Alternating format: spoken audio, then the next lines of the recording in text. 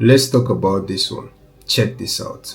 If Jesus claimed to be God, died, and 3 days later rose from the dead, that's pretty good evidence he's telling the truth, right? So I can summarize the evidence using 4 words that begin with the letter E, because Easter begins with E. First E stands for execution, that Jesus was surely dead after being executed.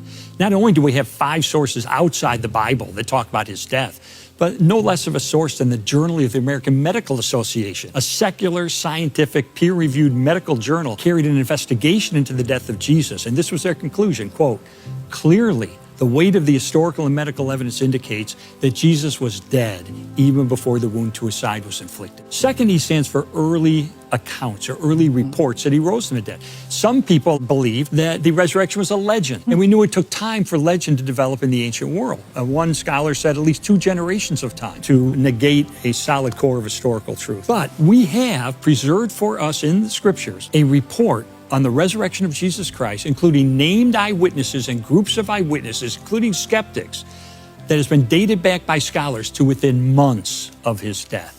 Within months. And if somebody wants to read it, it's at 1 Corinthians 15, starting at verse 3. The third E stands for the word empty, the empty tomb. The strongest evidence is even the enemies of Jesus admitted the tomb was empty. Because when the disciples began proclaiming that Jesus had risen, what the enemy said, the disciples stole the body. So they're admitting the tomb is empty. They're trying to explain how it got empty. Yeah. The final E is eyewitnesses. Most of what we accept as being true from the ancient world is based on one source or 2 sources of information.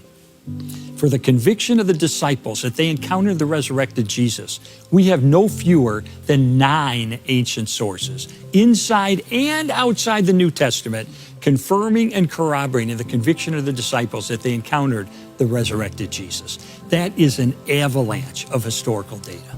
To be honest, Jesus never said he was God. I don't know if there's anywhere in the Bible where Jesus acknowledged himself as God.